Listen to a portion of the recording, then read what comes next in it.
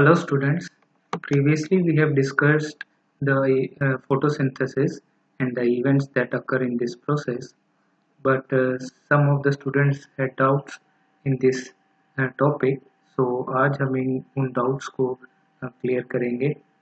So पहले हम देखेंगे कि photosynthesis briefly क्या है, उसके बाद उनके doubts भी clear करने की कोशिश करेंगे. So first of all, photosynthesis है क्या? तो photosynthesis is the process through which the green plants synthesizes the food in the presence of light. So basically अब पहले हम यहाँ पे इसको इस इवेंट को हम थोड़ा सा समझ लेते हैं डायग्रामेटिक व्यू के तौर पे. So first of all, photo means the presence of light. तो सन का होना बहुत ज़रूरी है. तो सेकंड, सिंथेसाइज करना है, फूड बनाना है. तो फूड बनाने के लिए किसको होना पड़ेगा? ग्रीन प्लांट्स चाहिए हमें.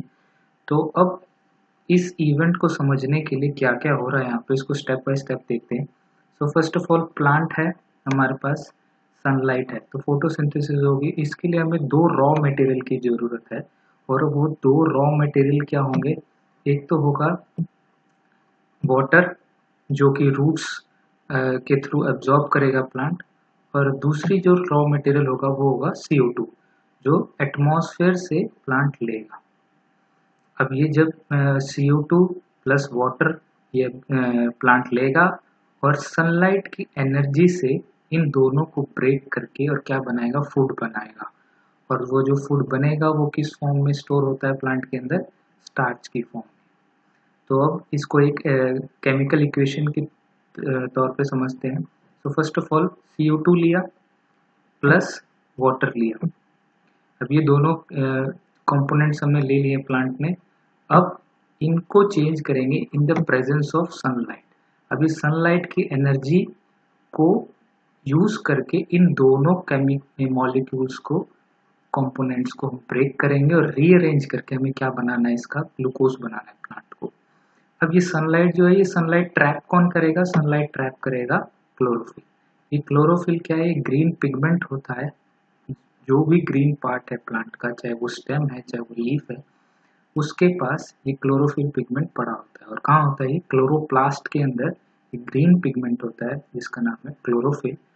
इसके पास ऐसी कैपेबिलिटी होती है कि सनलाइट में से वो एक पर्टिकुलर वेवलेंथ की लाइट को एब्जॉर्ब कर लेता है. सो वो जो एनर्जी उसने यूज करी है, ट्रैप करी है, इस सनलाइट की एनर्जी को यूज करके इन H2O को तोड़ेगा और CO2 को तोड़ेगा और क्या बनाएगा?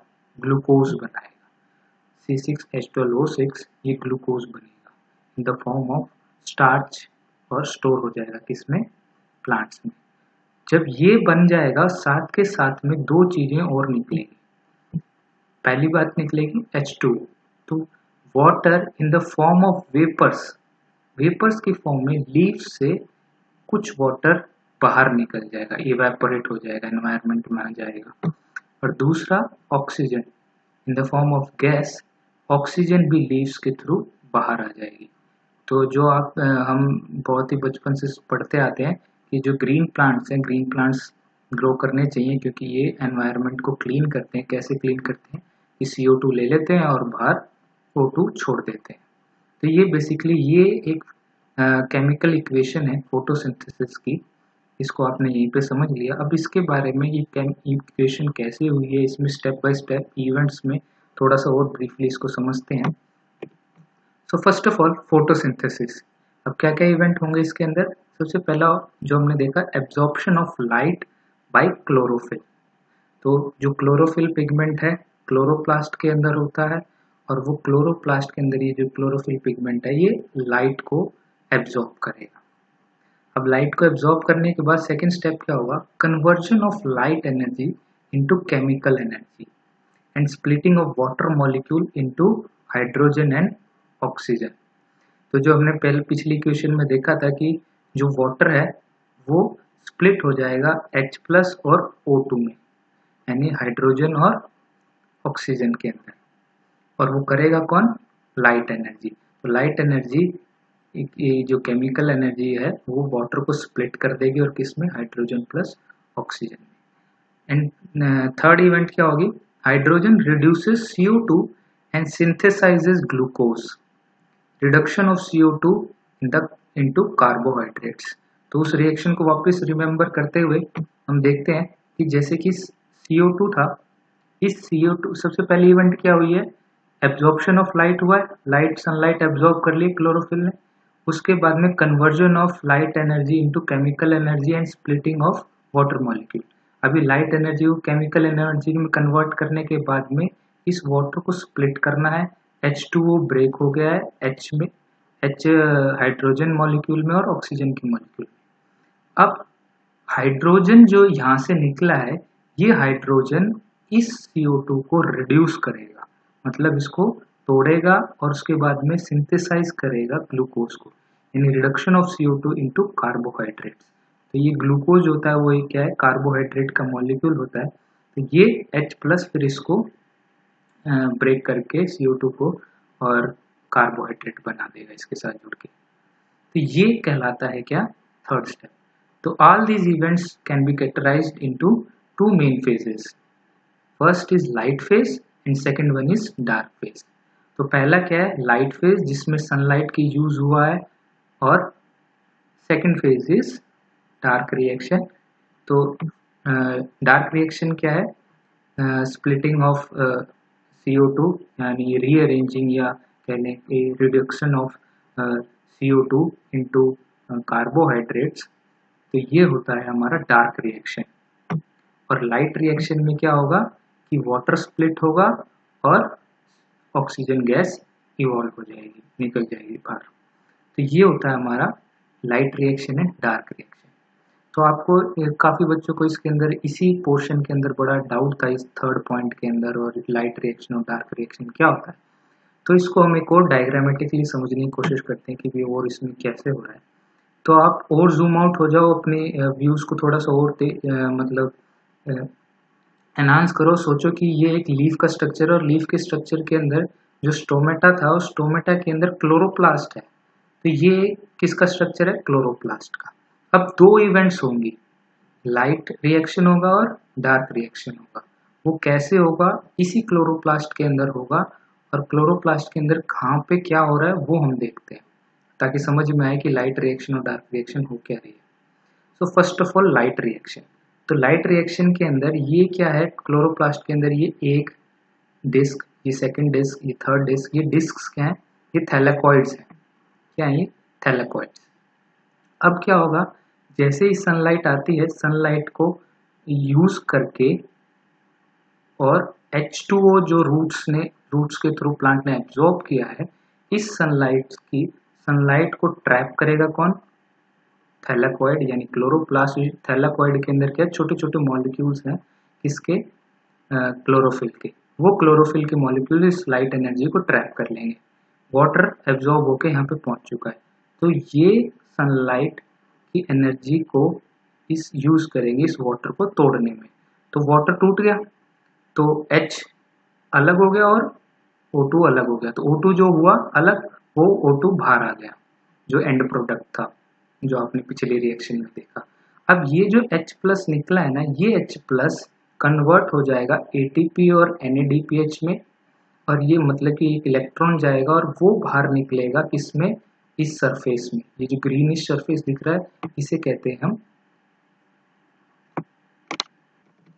तो इस ग्रीनिश स्ट्रक्चर को हम बोलते हैं स्ट्रोमा।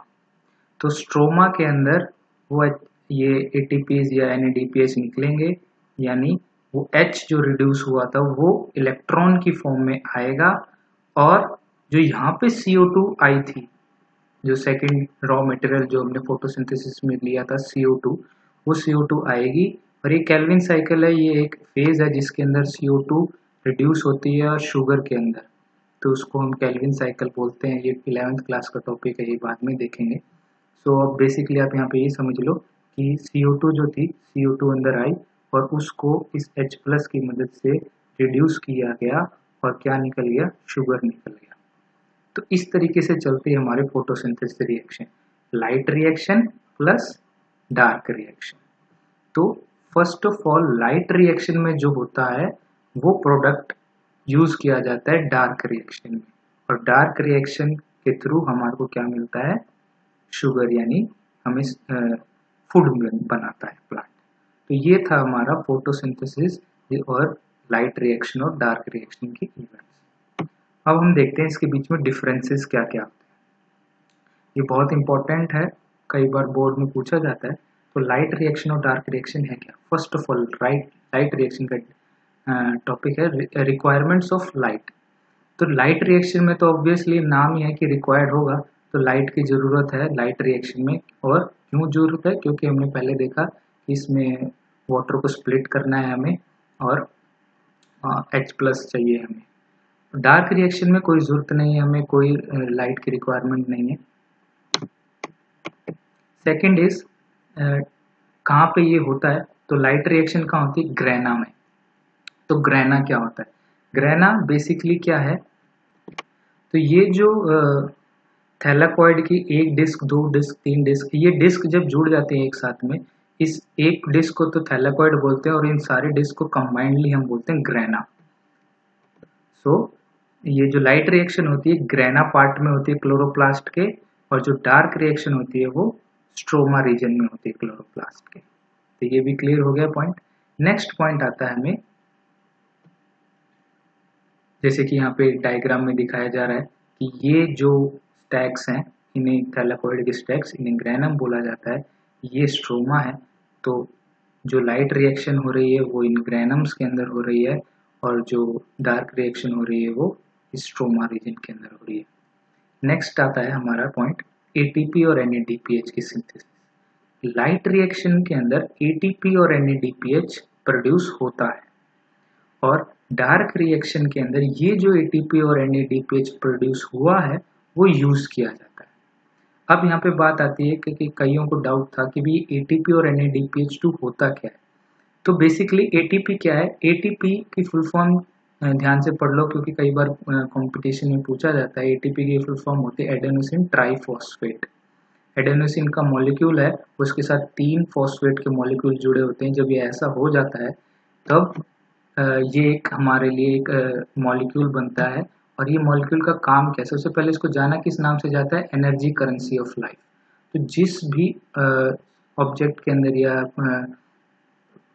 किसी भी चीज के अंदर अगर लाइफ है तो उसके अंदर जो एनर्जी है वो एनर्जी किस फॉर्म में होती है? उस एनर्जी को हम बोलते हैं एटीपी। तो एनर्जी करेंसी क्या है? एटीपी।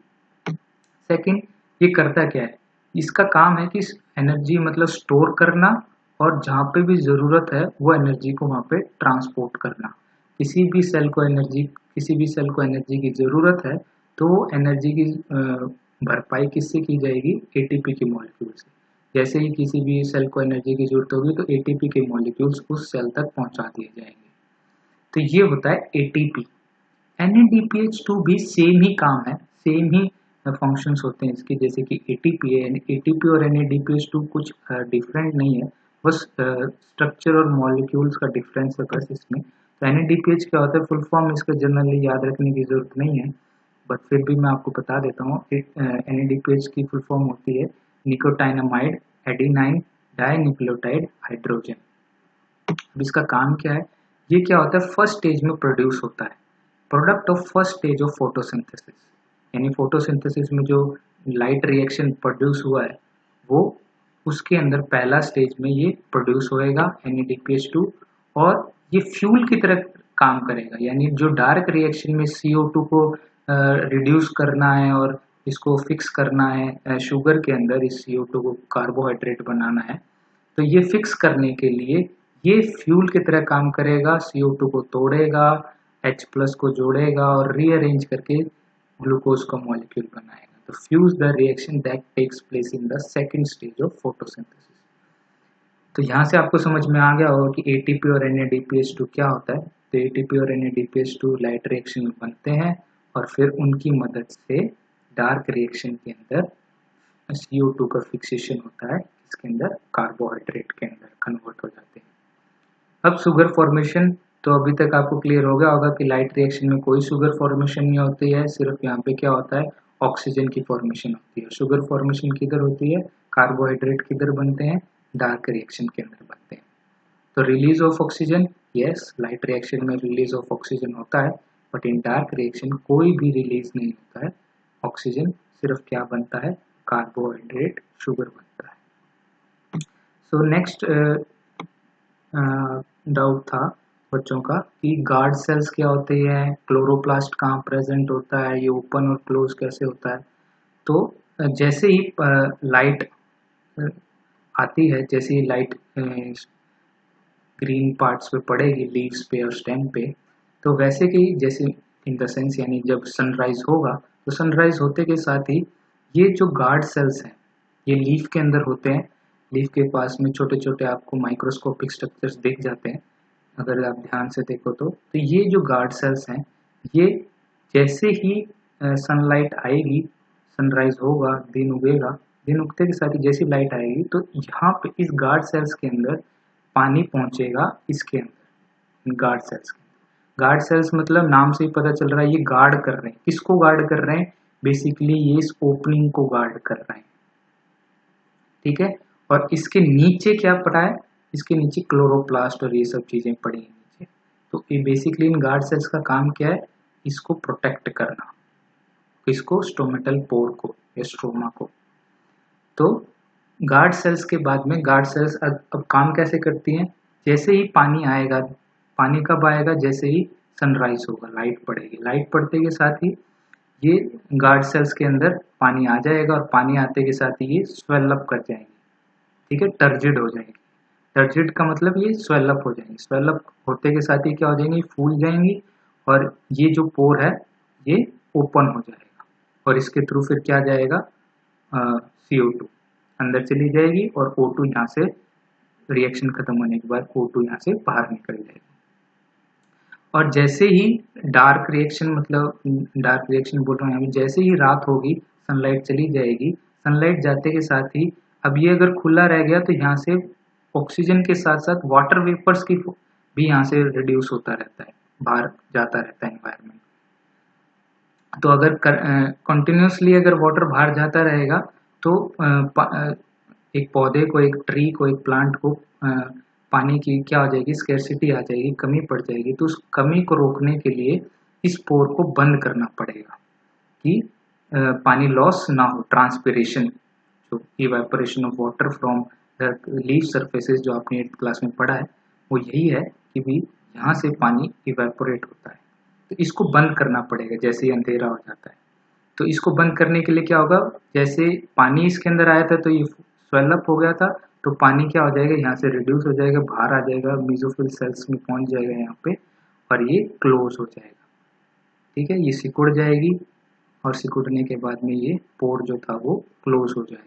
तो ये क्लोज स्टोमेटा है और ये ओपन स्टोमेटा है। और इस स्टोमेटा के अंदर यहाँ पे गार्ड सेल्स के नीचे यहाँ पे क्लोरोप्लास्ट होगा और क्लोरोप्लास्ट के अंदर जो थैलाकॉइड्स थे, ग्रेना थे, स्ट्रोमा थे, वो सब जो हमने पहले देखा, तो सारा का सारा रिएक्शन कहाँ हो रहा है, इस क्लोरोप्लास्ट के अंदर हो रहा है, फोटोसिंथेसिस। सो आई होप कि आपके सारे डाउट्स क्लियर हो गए होंगे फोटोसिंथेसिस के अंदर। और दैट्स ऑल फॉर टुडे। ज़्यादा से ज़्यादा इस वीडियो को लाइक करें, शेयर करें और सब्सक्राइब करें चैनल को। Thank you guys.